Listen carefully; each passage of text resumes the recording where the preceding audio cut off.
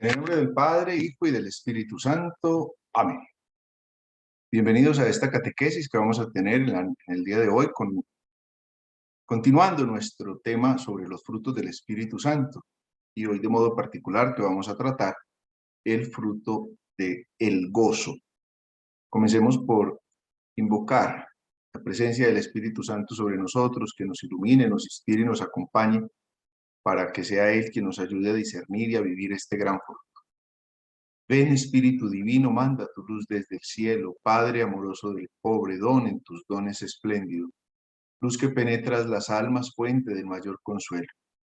Ven, dulce huésped del alma, descanso de nuestro esfuerzo, tregua en el duro trabajo, brisa en las horas de fuego, gozo que enjuga las lágrimas y reconforta en los duelos. Entra hasta el fondo del alma, divina luz, y enriquécenos. Mira el vacío del hombre si tú le faltas por dentro. Mira el poder del pecado cuando no envías tu aliento. Riega la tierra en sequía, sana el corazón enfermo. Lava las manchas, infunde calor de vida en el hielo. Toma el espíritu indómito, guía al que tuerce el sendero. Reparte tus 7 dones según la fe de tus siervos. Por tu bondad y tu gracia, dale al esfuerzo su mérito, salva al que busca salvarse, y danos tu gozo eterno. Amén. Continuando entonces con estas catequesis que hemos venido trabajando, de los 12 frutos del Espíritu Santo. Recuerden ustedes que los frutos son acciones que el Espíritu Santo produce en nosotros y que obviamente nosotros tenemos desde nuestra condición humana que fortalecer y trabajar. Digámoslo así, los frutos tienen una acción de Dios y una respuesta a acción del hombre. Ya hemos podido ver 6 de los frutos que ustedes encuentran. Quien no haya tenido ocasión de seguir las catequesis en los días anteriores, pues las encuentran grabadas en YouTube. Ya hemos hablado de bondad, benignidad, caridad, castidad, continencia y fidelidad. Ahora vamos a entrar en el día de hoy a trabajar el fruto de el gozo. Comencemos con el mismo esquema simple que he venido empleando en las otras catequesis, que entender nosotros por el gozo, qué nos dice la Sagrada Escritura sobre el fruto y cómo podemos fortalecer o cultivar ese fruto en nuestra vida. Empecemos por esta primera como descripción de la palabra en sí misma.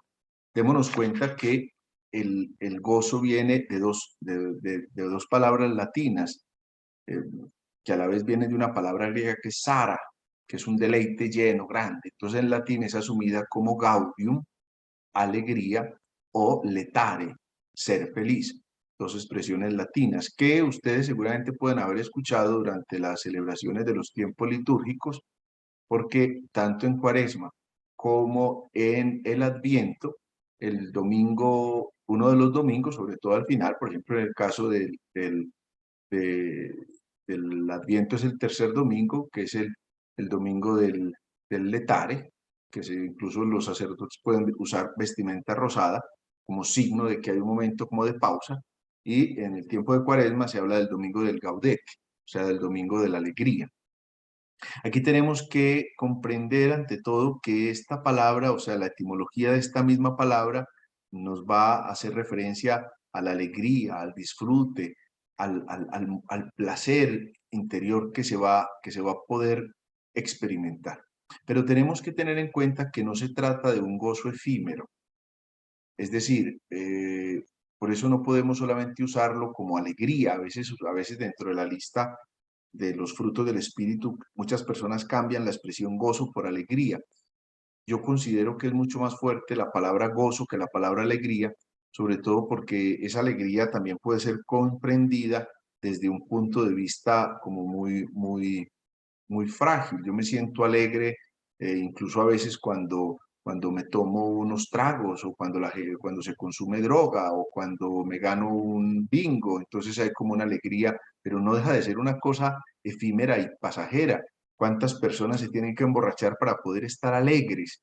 Y entonces por eso tenemos que descubrir que el gozo es una realidad mucho más profunda, que incluso me lleva a descubrirla en medio de las tribulaciones, en medio de los desaciertos, en medio de circunstancias que pueden resultarnos a nosotros muy difíciles de manejar.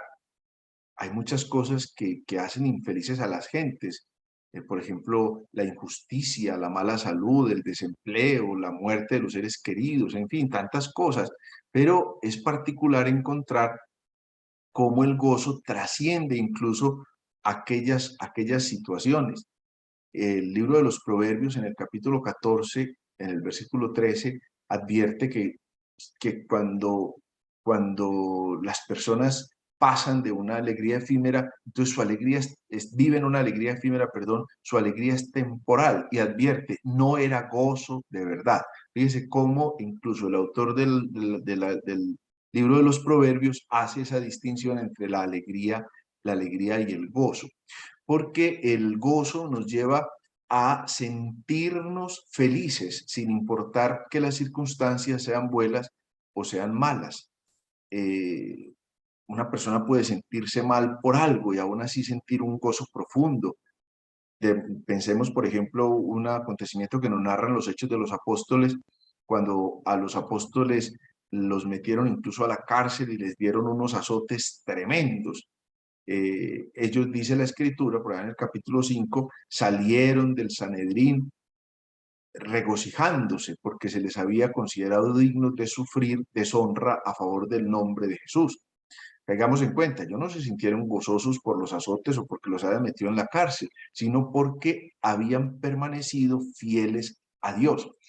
Experiencia que yo he podido incluso comprender o experimentar mejor que comprender en algunas personas que ya se encuentran al borde de la muerte, personas agonizantes, uno podría decir, por Dios, están a punto de perder la vida, son conscientes de que ya no hay nada para hacer, de que su enfermedad los está llevando a las últimas horas de la vida y sin embargo tienen un gozo espiritual enorme. Encuentra uno precisamente de la mejor manera evidenciado este fruto del Espíritu Santo.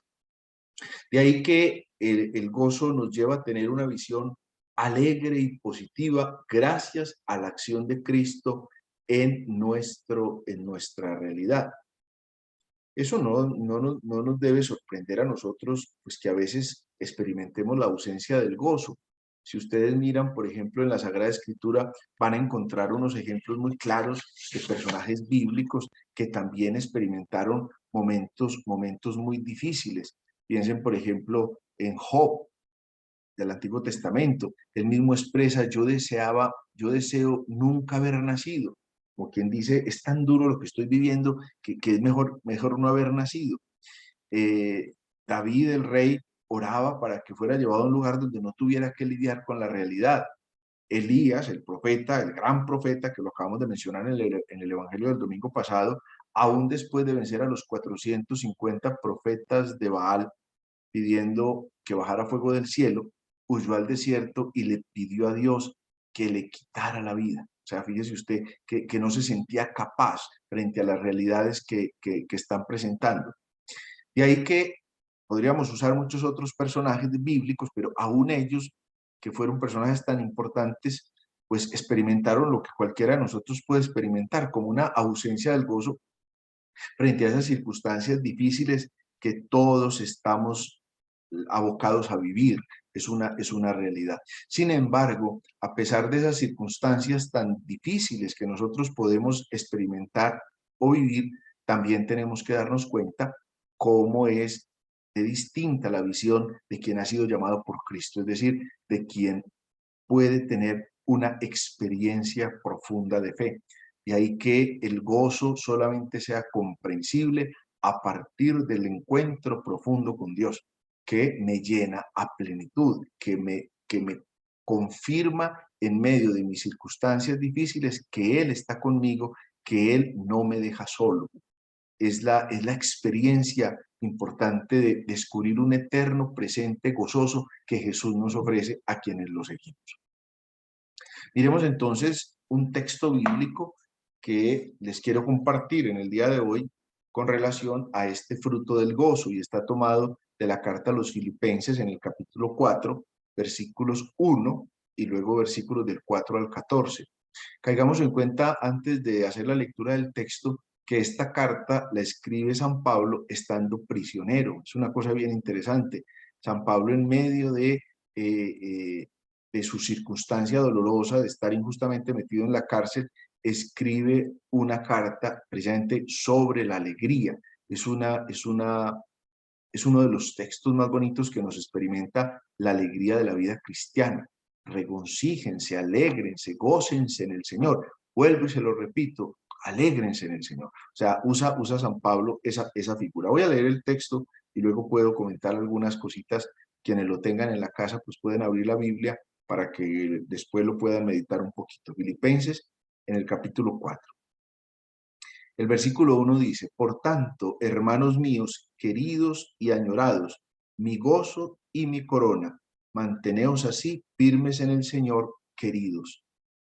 Luego salto al 4. Estad siempre alegres en el Señor. Os lo repito, estad alegres, y que todos conozcan vuestra clemencia. El Señor está cerca. No os inquietéis por cosa alguna, antes bien, en toda ocasión, presentad a Dios vuestras peticiones mediante la oración y la súplica, acompañadas de la acción de gracias. Y la paz de Dios, que supera toda inteligencia, custodiará vuestros corazones y vuestras mentes en Cristo Jesús. Por lo demás, hermanos, todo cuanto hay de verdadero, de noble, de justo, de puro, de amable y de honorable, todo cuanto sea virtud o valor, tenedlo en aprecio. Poned por obra todo cuanto habéis aprendido y recibido y oído y visto en mí, y el Dios de la paz estará con vosotros. Me alegré mucho en el Señor de que ya, por fin, hayan florecido vuestros buenos sentimientos para conmigo. Ya los teníais, solo os faltaba la ocasión de manifestarlos. No lo digo movido por la necesidad, pues he aprendido a contentarme con lo que tengo. Sé andar escaso y sobrado. Estoy avesado a todo y en todo, a la saciedad y al hambre, a la abundancia y a la privación. Todo lo puedo en aquel que me da fuerzas. En todo caso, hicisteis bien en compartir mis malos momentos. Hasta ahí la palabra de Dios que quiero compartirles en esta noche. Vamos a reflexionar brevísimamente en estos versículos tan bonitos que San Pablo nos presenta. Fíjese el versículo 1. San Pablo reconoce a la comunidad de Filipos, por eso se llaman filipenses, que ellos han sido su gozo y su corona. Es decir, que ha logrado en ellos un buen fruto de la evangelización. Y eso que ha logrado en ellos, a él particularmente lo llena de gozo. Es decir, del gozo espiritual, lo llena de la fortaleza interior.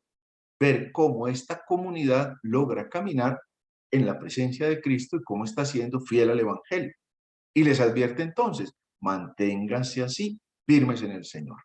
Entonces, lo primero es la experiencia gozosa que San Pablo vive por la buena recepción que los filipenses han hecho del mensaje del Evangelio. Luego viene una exhortación que les hace, que diríamos así sería uno de los elementos centrales de todo este texto que está en el versículo 4. Estén siempre alegres en el Señor. Se los repito, estén alegres. Fíjese, el énfasis que San Pablo está haciéndoles precisamente en ese gaudium, en ese gozo. Ustedes como cristianos están llamados a estar gozosos, pero el gozo no es un gozo en lo efímero, el gozo es un gozo en el Señor, y por eso San Pablo viene y se los repite. Vuelvo y se los repito, estén alegres. Y en la manifestación de esa alegría, la trae el versículo 5, que todos conozcan su clemencia. ¿Y qué los motiva? La esperanza, es que el Señor está cerca. La clemencia, que es el poder ser clemente, indulgente, bondadoso, misericordioso con el otro. Esa tiene que ser precisamente lo que motiva a la comunidad que ha recibido el anuncio del Evangelio a vivir esa experiencia gozosa, como quien dice, a expresar que dentro de ustedes hay un gozo. Y hay una frase coloquial que yo he escuchado muchas veces: un santo triste es un triste santo. El santo expresa su alegría en el Señor en medio del ejercicio que está haciendo, no porque no tenga dificultades, al contrario, porque en medio de las circunstancias que le son adversas, es capaz de transmitir ese gozo interior que le brota de dentro del espíritu. Continúa el versículo 6. No se inquieten por cosa alguna. Oiga, que está diciendo San Pablo que está metido en la cárcel. No se inquieten por cosa alguna, antes bien, en toda ocasión, presenten a Dios sus peticiones. Es decir, recen, no dejen de rezar, mediante la oración y la súplica acompañada de acción de gracias. Es decir, acción de gracias en griego es eucaristos. Eso significa muchas gracias. La acción de gracias es la eucaristos, la Eucaristía. Entonces, consérvense en ese ejercicio de la vida cristiana, en ese ejercicio de la fe, fortalecidos por la oración, por las súplicas, por la Eucaristía. Y le viene la consecuencia, la paz, que es otro de los frutos del Espíritu Santo, que hablaremos, si Dios nos lo permite, en otra ocasión. Y la paz de Dios, que supera toda inteligencia, custodiará sus corazones y sus mentes en Cristo Jesús. Es decir, protegerá que ustedes que han encontrado el anuncio del Evangelio pierdan o por la mente la razón o por el corazón la voluntad, el ejercicio de la fe. Y luego viene en el versículo 8 una serie de elementos que San Pablo les está diciendo a la comunidad de los filipenses que tengan siempre en mucho aprecio, en mucho valor. Esta palabra nos la está diciendo el Señor a nosotros en este día. Viene y les dice, por tanto, hermanos, todo cuanto hay de verdadero, de noble, de justo, de puro, de amable, de honorable, todo cuanto sea virtud o valor, ténganlo en aprecio. Mire cada palabra, porque está San Pablo haciendo lo que yo voy a hacer a continuación con ustedes en un ratico, cómo pueden fortalecer el gozo. San Pablo les está diciendo, pues de esa manera entonces manténgase en lo que es verdadero, en lo que es noble, en lo que es justo, en lo que es puro, en lo que es amable, en lo que es honorable, en lo que es virtuoso, en lo que tenga un verdadero valor. Es decir, concentren su mente, su corazón en lo que les va a producir el gozo verdadero y no el gozo efímero.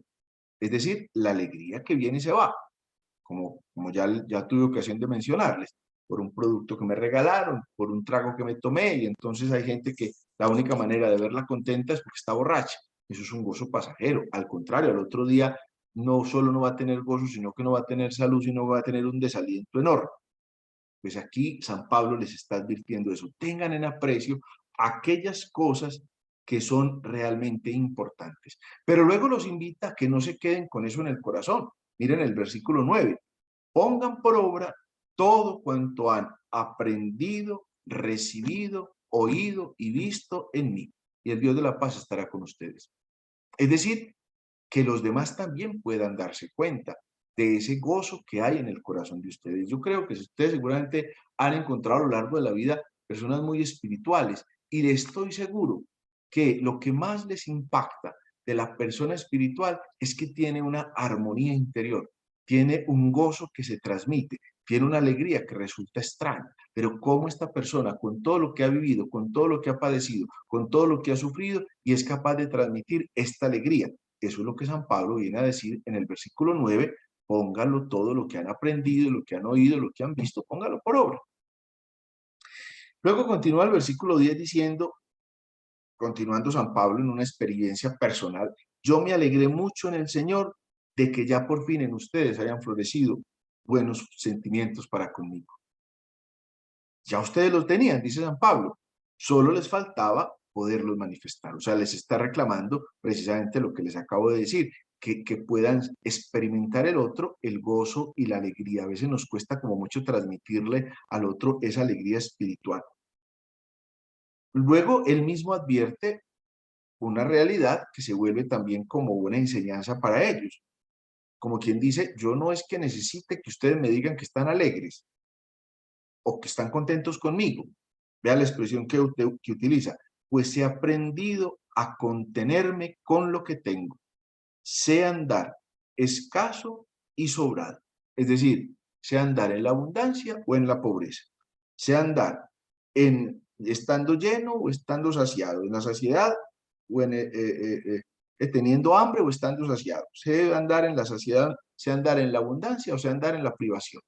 Esos no son para mí motivos de verdadero gozo. Y aquí viene una frase que yo la recomiendo muchísimo y ojalá ustedes la puedan tener por allá anotadita, sobre todo para cuando se sientan así como muy adelantados, muy atormentados, perdón, o muy debilitados. Filipenses 4:13, todo lo puedo en aquel que me da fuerza. Fíjense que de ahí viene el gozo verdadero. Todo lo puedo en aquel que me fortalece, en otras palabras. Es entonces esta carta a los filipenses la oportunidad para nosotros encontrar lo que es realmente el gozo espiritual, para encontrar lo que el fruto del Espíritu quiere suscitar en nosotros, darnos cuenta que he de procurar el gozo verdadero, que no es un gozo efímero, es un gozo, pero un gozo en el Señor. Y gracias entonces a esta carta, he pensado yo en estos como 5 elementos que nos pueden ayudar a cultivar el gozo en nuestra vida. El primero de esos elementos es leer nuestra historia. A veces somos muy abocados a vivir el momento puntual. Esto que estoy viviendo me derrota, esto que estoy viviendo me deprime, esto que estoy viviendo me entristece, esto que estoy viviendo me agobia, entonces Dios no me quiere, Dios no me bendice, Dios no me ayuda, ya Dios me dejó desamparado. Como si nuestra vida fuera solamente este momento o esta circunstancia difícil que yo estoy viviendo. Y ahí que la primera manera es mire la historia en su conjunto. Y ahí que les escribo, repase su historia con una mirada positiva. Porque nuestra vida no es una foto, nuestra vida es como una película que se va desarrollando. Incluso en las fotos, ¿cuántas veces no han botado ustedes fotos porque quedaron muy feos? Borran una foto porque quedó muy feo, porque quedó haciendo una mueca. Ah, no, es que yo no soy así. Eso es una foto. En cambio, la película va haciendo un desarrollo. Esa es la historia. Yo tengo que poder mirar mi historia, pero también tengo que aprender a mirar esa historia con una mirada positiva. Ustedes saben que en la historia, en el estudio de la historia, hay historias que llaman leyendas negras o leyendas rosas. Y eso mismo puede pasar en nuestra historia personal. ¿Cuál es la leyenda negra? La que pretende mostrar todo lo negativo de la historia. Por ejemplo, cuando nos quieren contar la historia de la patria de cualquier país, entonces hay historiadores que vienen a mostrar todo lo malo, todo lo negativo e incluso hasta inventando cosas que no pasaron para generar una leyenda negra en torno a la historia. Hay personas que tienen esa mirada de su propia historia personal.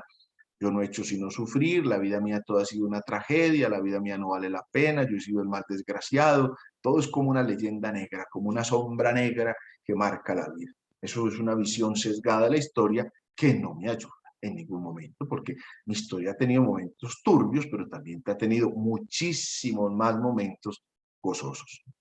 O por otra parte viene lo que llamamos la leyenda rosa, y la leyenda rosa es aquella que pretende ir a pulir la historia, es decir, voy a maquillar la historia, como cosas que no pasaron, pero entonces yo cuento como hubiera yo querido que pasaran.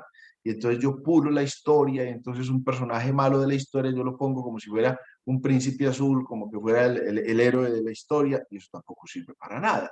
Eso también genera una falsa realidad, una falsa realidad de la historia.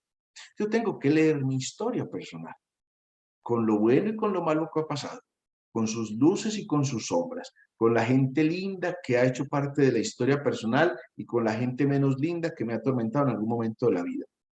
Y entonces cuando repaso mi historia, pero con una mirada positiva, no es que esté ocultando lo malo que pasó, sino aprendiendo de aquellas cosas, incluso negativas, que me pasaron, cuánto me hicieron crecer, cuánto me hicieron fortalecerme, cuánto me hicieron pensar este momento presente y el futuro de una manera distinta. Entonces descubro cómo Dios ha ido construyendo en mi vida historia de salvación. Primer elemento que les recomiendo para cultivar el gozo, el fruto del gozo en su propia vida. repasar su historia personal, pero con una mirada positiva.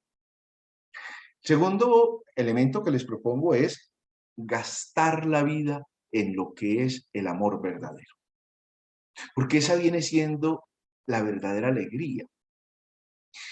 Muchas de las cosas que hacemos gastan nuestra fuerza, gastan nuestra energía, nos quitan el sueño, pero no son esenciales, son superficiales. Y muchas veces nos preocupamos más por lo urgente que por lo importante. Y por eso hay personas que trabajan y no le encuentran gozo a lo que están haciendo. Y eso puede pasar en todos los gremios.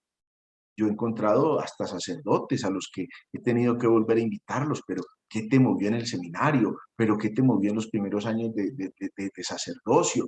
¿Pero por qué no vuelves a mirar lo que dice el libro del Apocalipsis? Piensa en el amor de antes, piensa en tu primer amor. Y entonces así te fortalecerás. ¿Cuántas veces? Yo a veces veo unos médicos o unas médicas agobiadas y aburridas con el trabajo que hacen y bregando a despachar a esos pacientes. Y entonces les digo, pero si esto no te está haciendo feliz, apostaste por esto, gastaste tus energías, tu juventud, tu estudio, tu dedicación, y ahora ya estás haciendo un trabajo porque te lo están pagando. Le perdiste el amor. Y a veces eso también puede pasar en la relación de los esposos, eso puede pasar a veces hasta en amistades tóxicas que van apareciendo en nuestra vida, ¿no? Si yo me gasto en lo que es el amor verdadero, en aquello a lo que le he apostado, eso es lo que me da el verdadero gozo. Les aseguro, ustedes han encontrado personas de cualquier gremio que hacen su trabajo, sí, les van a pagar, es verdad, pero hacen su trabajo porque les gusta, porque se están desviviendo por eso, porque aman lo que están haciendo.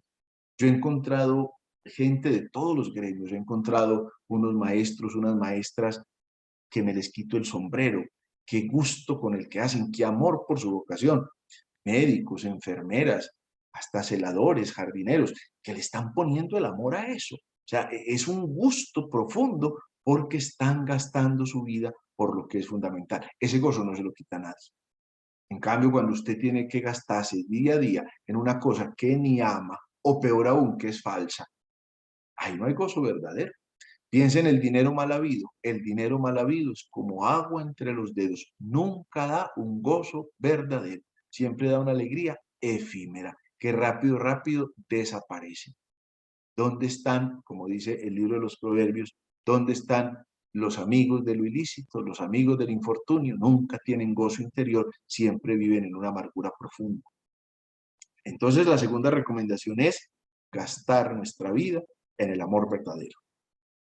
La tercera recomendación es rodearnos de personas positivas. La comunidad es muy importante. La comunidad es esencial. Vea lo que dice la carta a los Hebreos en el capítulo 10, versículos del 19 al 25. Así que, hermanos, y considerémonos unos a otros para estimularnos al amor y a las buenas obras, no dejando de congregarnos como algunos tienen por costumbre, sino exhortándonos, y tanto más cuanto veis que aquel día se acerca. Es decir, podernos rodear de personas que tienen gozo interior. Nos dejamos afectar mucho por las personas que nos rodean. Y si esas personas que nos rodean son negativas, son pesimistas, todo lo ven negro, todo el mundo es malo, todas las noticias de las que hablan son malas, no son sino como envenenadores, uno se va llenando de eso. Uno se va llenando de eso. Mire, se nota de una manera muy especial en los bebés. Los bebés son como esponja, que todo lo absorbe. Y entonces uno nota cuando el bebé vive en un ambiente de familia sosegado, armonioso, tranquilo, y cuando quizás el bebé vive en un ambiente difícil de gritos, de peleas, de maltratos. Eso, y el bebé no abre la boca, y uno lo percibe el día del bautizo, y piensa, ¿cómo? Pienso yo, pobre historia de este niño, ¿qué tendrá en su vida? Y no lo digamos, esto, si esto es los bebés, pero ya más nosotros, a veces nosotros caemos en el mismo pesimismo de los que están con nosotros. Vemos maldad en todo, hasta en las cosas buenas. Caemos en una negatividad absoluta. Entonces, aquí ¿Cómo me rodeo? ¿Qué personas me rodeo? Cada uno puede pensar en su entorno familiar, en su entorno social, en su entorno comunitario. A ver, ¿qué personas que me están rodeando viven un gozo interior? Porque el gozo es contagioso. Eso es una cosa especial. Y cuando usted encuentra a una persona gozosa interiormente, no estoy hablando de un payaso. El payaso lo hace reír a uno un momentico y se acabó el show y se acabó la historia. Estoy hablando de aquella persona que tiene un gozo interior. Esa persona nos contagia. Entonces, también cómo voy rodeándome de personas positivas que vivan el gozo.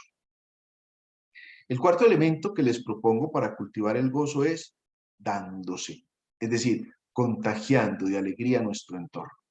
Porque a veces puedo ser yo el que todo es un lamento, el que todo es negativo, el que mis palabras todas son envenenadoras. Entonces yo llego a un círculo y en el círculo están hablando de Julanito, Peranita, todo el mundo está hablando bien y yo llego a decir, ah, pero ustedes no saben pues que Julanito, Peranita, y empiezo a sacar todo lo malo del otro. O hay personas que están tratando de pasar un momento divertido y entonces soy yo el que llevo las noticias negativas, todo lo que es catastrófico, este mundo está perdido, la juventud ya se acabó, yo no encuentro nunca nada bueno para hacer.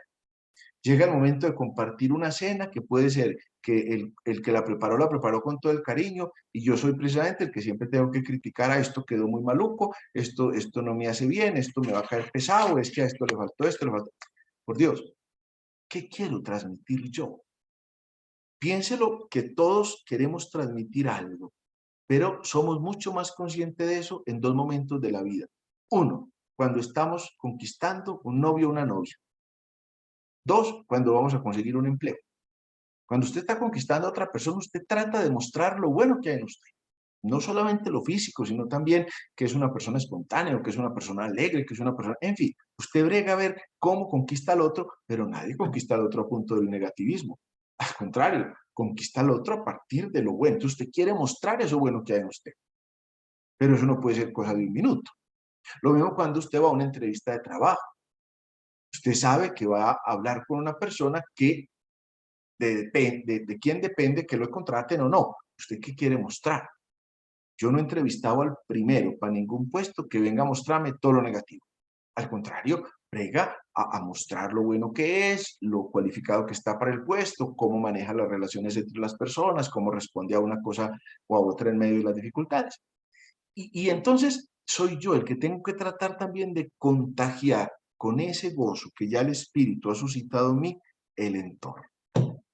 Y la quinta manera es permitir que Cristo viva en nosotros. San Pablo se los dice con una frase muy especial. Ya no soy yo quien vive, es Cristo quien vive en mí.